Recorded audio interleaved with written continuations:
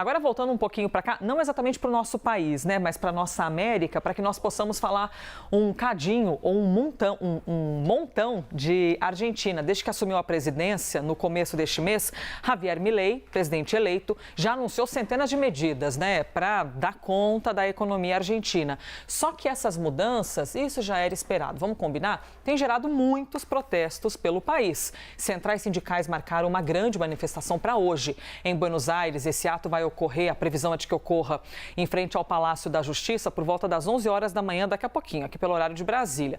Então, sobre o que aconteceu no país vizinho, sobre o que tem ocorrido, a gente conversa agora com a Regiane Bressan, que é professora de Relações Internacionais da Unifesp e é especialista em América Latina, ou seja, em muito castelhano, na nossa cultura aqui da nossa América. Professora, obrigada pela gentileza da entrevista, hein? Bom dia, Elisa. Bom dia a todos. A gente pode dizer que esse protesto não era esperado, que essas manifestações populares pelas ruas já não eram esperadas, porque a gente vê uma Argentina dividida, né? E qualquer medida econômica haveria de gerar um incômodo, né, em parte da população. Em 16 dias de governo de Milei, já é o terceiro protesto popular que ele enfrenta. A grande verdade é que, embora o Milei tenha prometido, sim, desregulamentar a economia, privatizações, enfraquecer o Estado, o que acontece é que ele vem adotando medidas inconstitucionais. Além disso, medidas que serão muito severas à população. Por exemplo, ele prevê o reajuste dos planos de saúde em 40%, o que inviabiliza realmente para muita gente. O gás, ele prevê um aumento de 300%. É claro que ele deve tirar aí toda a ajuda econômica a subsídios. Portanto, são medidas inconstitucionais, por um lado, e medidas também bastante impopulares, ou seja, ainda que ele tenha sido eleito com o discurso, com a proposta de um Estado menos intervencionista, existe um tempo para ser feitas tais medidas e, sobretudo, apoio do Congresso. E o que ele tem feito é, justamente, a partir de decretos, já adotar medidas nesse sentido. Pois é, e para ter apoio do Congresso, você tem de ter uma base boa dentro do Congresso, que também é um desafio para Javier Milei. E para levar adiante essas medidas econômicas, você precisa de viabilidade, né? Até de segurança para colocar isso na prática. E aí eu quero te fazer uma pergunta, professora, sobre a tal história de dolarizar a economia na Argentina. É algo que foi muito dito pelo então candidato. Só que agora a gente pouco tem ouvido falar disso. A senhora avalia que é porque eles estão estruturando uma medida ou a realidade se mostrou muito diferente das ideias de uma competição presidencial? Para dolarizar a economia, a Argentina precisa de dólares e hoje em dia é o que ela menos tem dentro da sua economia. Portanto, Milei está dando início à desregulamentação econômica, a privatizações, a diminuição do Estado, para eventualmente tentar adotar essa medida que tampouco não é nada fácil. Combater a inflação, pagar a dívida externa, tudo isso estaria dentro desse pacote, ou seja, o presidente ele tem que enfrentar e tem que fazer essa organização macroeconômica, que não está nada fácil nem simples.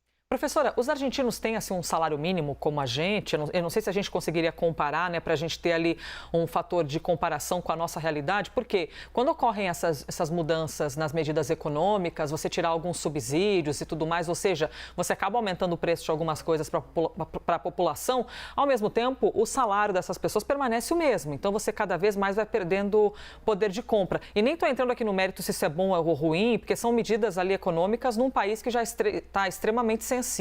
Como é que é, assim, a título de comparação, essa base de salário para os argentinos?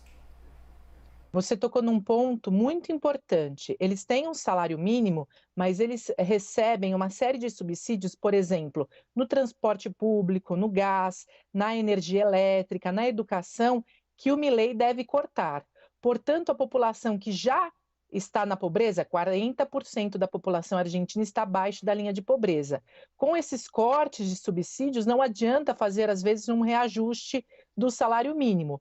Portanto, essas medidas deveriam ser adotadas de maneira gradual. Além disso, um ponto importante que a gente tem que voltar a falar é que ele não tem apoio no Congresso, por isso que ele está tentando fazer as medidas via decreto, e ele pediu para o Congresso avaliar, dar um aceite ou rejeitar até 31 de janeiro, até o fim de janeiro.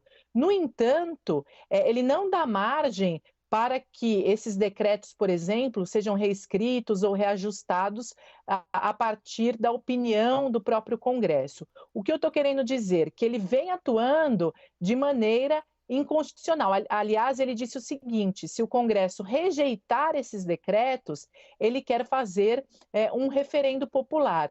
No entanto, na Argentina, diferente de outros países da região, quem define, quem coloca um referendo é o próprio Congresso. Portanto, o Milei já vem flertando com certas medidas autoritárias. E isso, claro, assusta, amedronta toda a região da América Latina. Aquele assunto de dispensa de funcionários públicos, né, milhares de pessoas, isso faz parte desse mesmo decreto que a senhora está citando?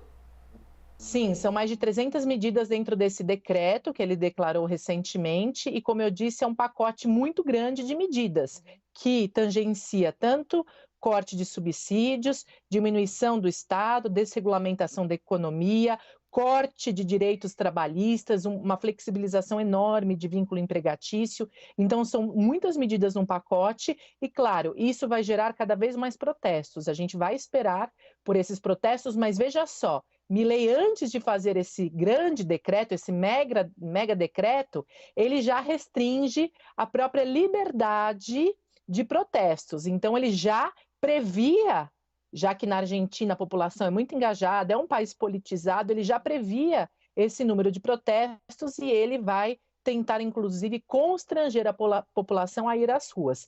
Realmente, o país não enfrenta uma situação nada simples, nada fácil.